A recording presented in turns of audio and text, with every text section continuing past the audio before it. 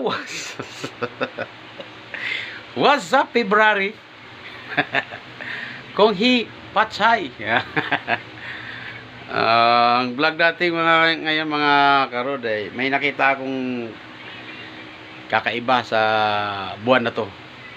Di ba may marami nagsasabi na kulang lagi ang kalendaryo ng February. Ayan. Nagkakamali kayo mga karod.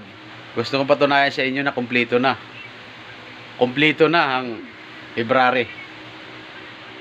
Meron na po siyang ito, papakita ko sa inyo ha. Oh. 'Di ba?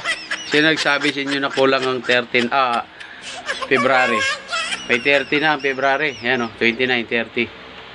Si Rosie ang gumawa.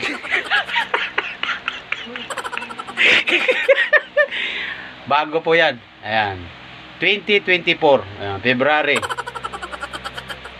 30. Meron February 30 mga karod.